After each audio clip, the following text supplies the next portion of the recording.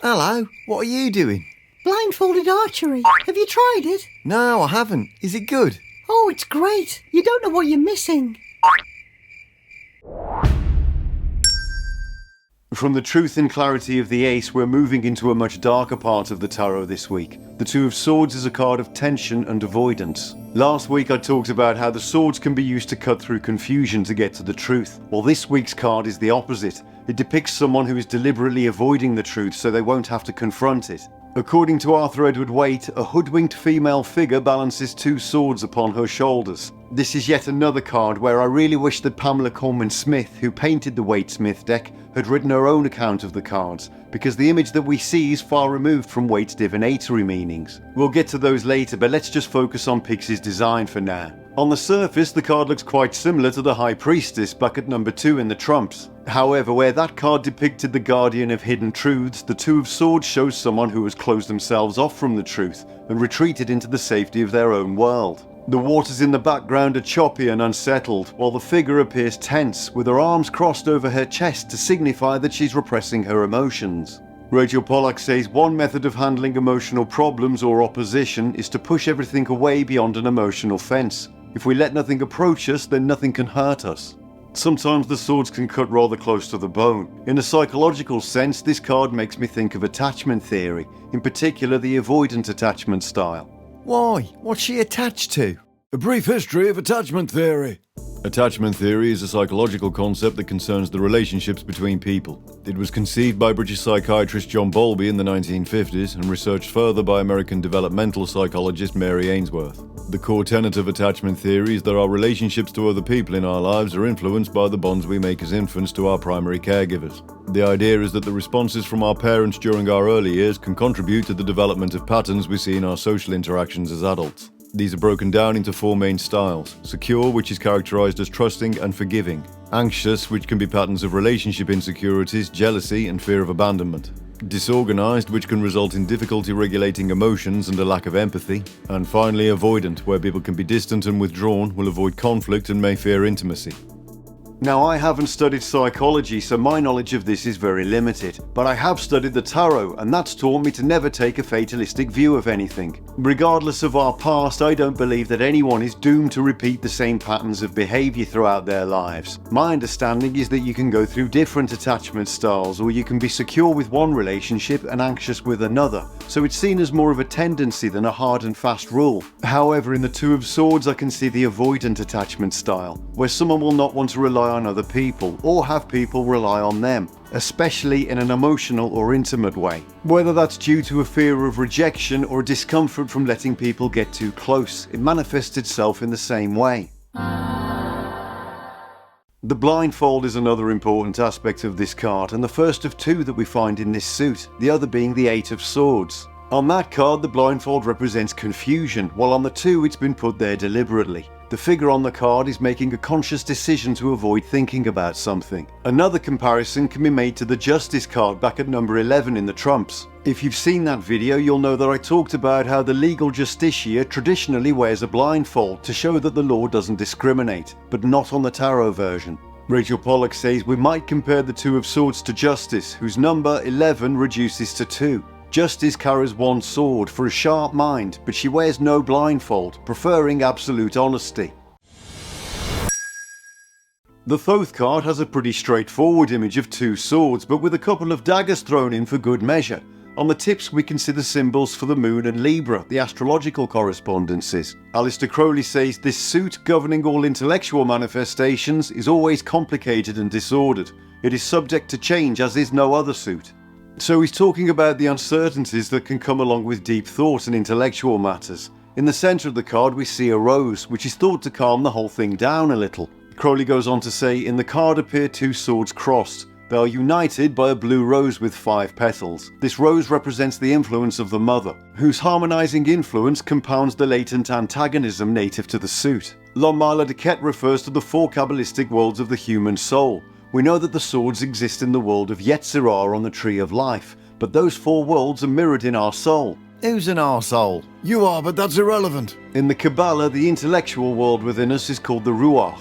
He says we must remember that the natural vocation of a sword is to fight, to cut, to pierce, to kill. It is an instrument of action, just like the mind, just like the ruach, the intellectual part of the soul. It is in constant movement.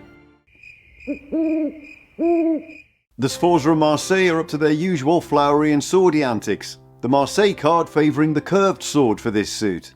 The Solar Busker is another interesting one. I don't want to know what's going on there, but we've got a horned fellow looking up to some bloke who's wearing the smallest pair of underpants I've ever clapped eyes on. We're talking serious budgie smugglers. Very nice.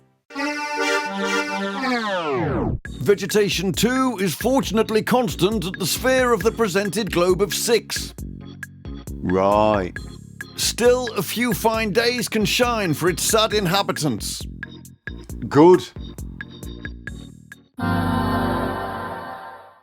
The Hermetic Title for the Two of Swords is Lord of Peace Restored. So with all these cards, I'm always trying to connect the dots, and with some cards that's easier to do than with others. On the surface, it's not immediately obvious in this case what the connection is between Pamela Coleman Smith's illustration and the Golden Dawn formula. The tension and the choppy waters on the card kind of leads me away from the idea of peace. I'm leaning more towards mental unrest with this one. However, if you think about it, I guess that avoiding an uncomfortable truth or an important decision would give you a sense of temporary peace. I think sometimes we can put off thinking about something if we find it overwhelming. So in a sense, peace would be restored in that moment. Some mental gymnastics going on there. If you've got a better interpretation, I'm all ears. I've decided not to think about it. Yeah, thanks for that. Anyway, luckily Milo Duquette came to my rescue here. He says we must always remember that for the sharp and dangerous sword, peace is just an uncharacteristic and temporary interruption from war. The Two of Swords corresponds to the Libra zodiac sign and is ruled by the moon. We've got Libra back for this one, which is interesting because we were just talking about the Justice card earlier. Libra is the zodiac sign for justice. In fact, the order of the cards was changed in the Waite-Smith deck to allow justice to go with Libra and strength to go with Leo. At the time, Arthur Edward Waite said this was for reasons which satisfy himself. Yet another breakthrough from a 19th century mystic there, but it's pretty obvious if you think about it. We've got the scales of Libra to go with justice and Leo to go with the lion on the strength card. This is why he called it the rectified tarot. So there, smart arse. The moon is the other correspondence here. We always get the zodiac and planetary symbols on the Thoth card, but Pixie's also put the crescent moon on her version in this case, and it fits really well. If we go back to the moon card at number 18 in the trumps, we can see similar themes, in particular how the water represents the unconscious mind. Two of Swords celebrities include Great Gatsby author F. Scott Fitzgerald, Mini-Moog enthusiast Linda McCartney, and born in the USA singer Bruce Springsteen.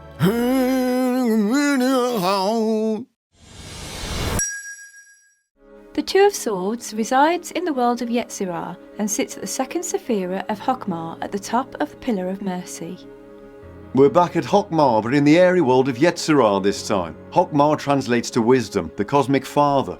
It connects to the Two of Swords in the sense that it reflects the need for balanced and insightful decision making. It's part of the supernal triangle, so we're in a pretty abstract area, but it's from here that the remainder of the tree is created. According to Dion Fortune, we now have two modes of existence, the simplicity of Keter and the relative complexity of Hokmah. Both these are so simple that no kind of life known to us could be maintained in them. Nevertheless, they are the forerunners of organic life. The Two of Swords herb is passion flower. This herb can be used as a cure for insomnia. Do you get insomnia? Yeah, but I try not to lose any sleep over it. But what does it all mean? The Two of Swords is a card of indecision, avoiding difficult choices and not seeing things as they really are. I'm sure we've all been through those times where our mind is trying to balance conflicting thoughts, just as the figure on the card is balancing the two swords. At times like this, we can find ourselves at a bit of a mental stalemate. Waite says conformity and the equipoise which it suggests, courage, friendship, concord in a state of arms. Another reading gives tenderness, affection, intimacy. The suggestion of harmony and other favourable readings must be considered in a qualified manner, as swords generally are not symbolical of beneficent sources in human affairs. Can we get Tallula back?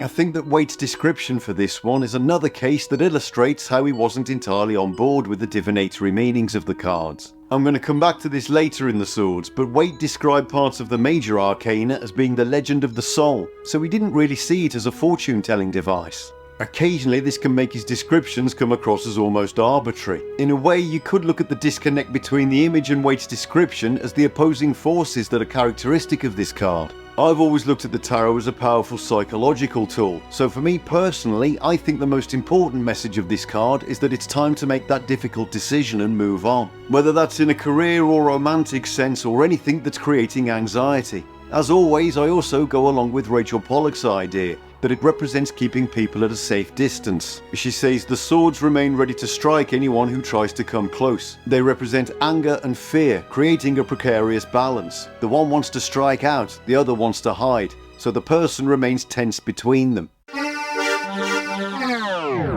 It predicts very agreeable presents for a lady. That's a bit of a curveball. Well, something for the ladies to look forward to at least. When this tarot is drawn by a man of the country, it predicts a mediocre harvest. Bloody hell, that's why I only got £1.5 pound of potatoes this year. In the reverse, the card can mean giving in to the distrust and refusing to see beyond it. Waite says reversed, imposture, falsehood, duplicity, disloyalty. It can also mean reaching a kind of tipping point where the mental balancing act becomes too exhausting to keep up. Rachel Pollack says the balance is lost or given up. Either the person becomes knocked over by people or problems charging her defences, or else the blindfold is given up for the purposes of either seeing truth or communicating. Now that in itself can lead to a tower moment of sudden realisation. If you know someone in this situation, it could be that they'll need a lot of support. She goes on to say the latter experience can prove very emotional, even shattering if the person does not receive help from the outside. In the reverse, this card warns you that you are dealing with deceit. It's only had one owner, just a little old lady who used to drive it to church and back. The big takeaway for the Two of Swords is the importance of seeing things clearly and not letting indecision hold us back. Bertrand Russell once said, having made the decision, do not revise it unless some new information comes to your knowledge. Nothing is so exhausting as indecision, and nothing is so futile. 2 swords and a blindfold. Sounds like a good night to me. May the coming days bring you clear vision and control. Until next time.